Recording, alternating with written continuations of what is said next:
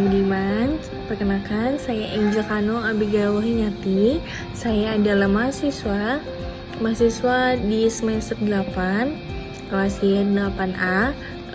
Saya berkuliah di Universitas Indah Prasta PGRI yang di daerah Jakarta Selatan. Nah, hari ini saya akan menjelaskan atau mengingatkan kepada teman-teman sekalian mengenai pelanggaran akhlak dan etika.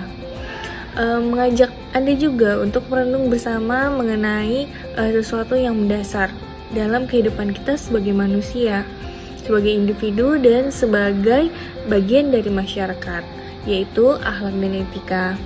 Mungkin dua kata ini sering kita dengar ya, tapi seberapa dalam kita memahaminya? Mengapa pelanggaran terhadap keduanya menjadi begitu meresahkan? Mari kita mulai dengan sebuah pertanyaan sederhana. Apa itu akhlak dan etika? Sederhananya adalah akhlak yaitu perilaku atau karakter yang melekat pada diri seseorang. Nah, baik atau buruk yang muncul secara spontan tanpa paksaan. Sementara etika adalah seperangkat aturan, prinsip, atau nilai moral yang menjadi panduan bagi perilaku seseorang atau kelompok. Keduanya itu saling berkaitan erat antara akhlak dan etika, membentuk kompas moral dalam hidup kita, tujuan kita dalam menjalani kehidupan. Akhlak itu lebih bersifat batin yang terwujud dalam perbuatan sedangkan etika itu lebih pada panduan eksternal yang disepakati bersama. Ketika kita berbicara tentang pelanggaran akhlak dan etika, kita tidak hanya berbicara tentang aturan yang dilanggar, tetapi juga kerusakan dan fondasi kemanusiaan kita sendiri. Baik, saya akan bertanya kepada saudara, menurut saudara, mengapa pelanggaran etika dan akhlak itu dapat terjadi? Mengapa seseorang yang seharusnya memiliki akal budi dan hati nurani itu bisa sampai melanggar akhlak dan etika? Ada beberapa faktor yang menjadi pemicunya. Yang pertama, itu adanya pelemahan nilai agama dan moral. Di tengah semua informasi yang serba cepat dan gaya hidup modern, nilai-nilai luhur yang diajarkan agama itu makin lama tergerus ya, dan seringkali terpinggirkan. Orang mungkin semakin jauh dari ajaran-ajaran yang sudah diajarkan dari adat, juga budaya dan agama tentunya. Kebaikan, kejujuran, kepedulian. Ketika landasan spiritual itu melemah, kompas moral itu menjadi kabur. Yang kedua, ada egoisme dan kepentingan pribadi.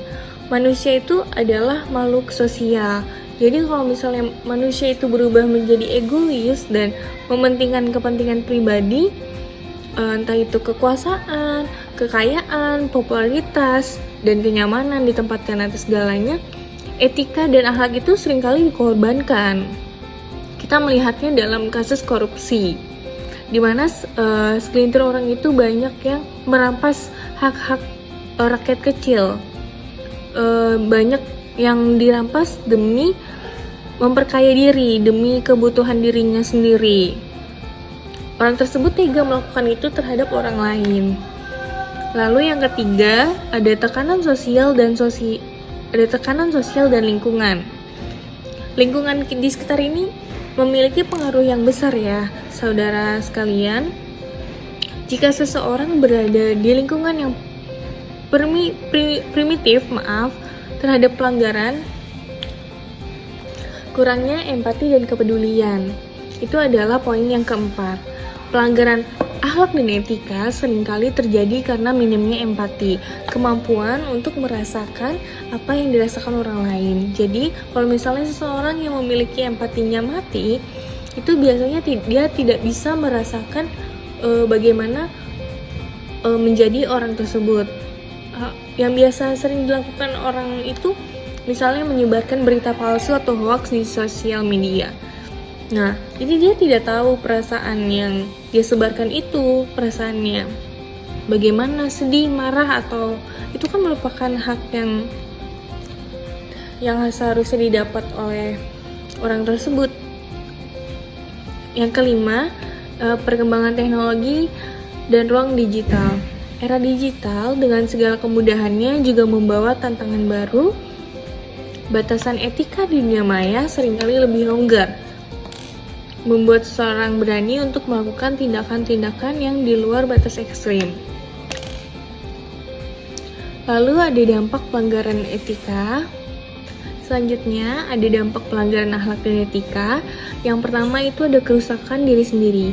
Bagi pelakunya, pelanggaran etika akan mengikis integritas dan kedamaian batin. Mungkin ada keuntungan sesaat, tapi itu akan disertai dengan kecemasan, rasa bersalah, meskipun disembunyikan, atau bahkan kehancuran mental jika terbongkar. Harga diri mereka akan turun, dan mereka akan kehilangan kepercayaan dari orang lain. Yang kedua, ada disintegrasi keluarga dan komunitas. Di lingkup terdekat, keluarga bisa hancur karena perselingkuhan, kekerasan, atau kebohongan. Di tingkat komunitas, pelanggaran etika seperti penipuan atau pengkhianatan akan merusak ikatan sosial, menimbulkan kecurigaan, dan menghilangkan rasa saling percaya yang sangat penting untuk hidup bersama. Yang ketiga, itu ada krisis kepercayaan publik. Ini adalah dampak yang sangat serius di tingkat yang lebih besar.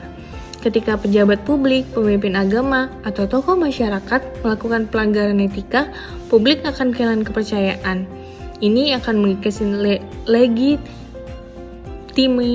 legitimasi institusi dan memperburuk partisipasi warga. Masyarakat menjadi apatis, sinis, dan sulit untuk bersatu dengan tujuan bersama. Yang keempat, itu ada hancurnya keadilan dan supremasi hukum.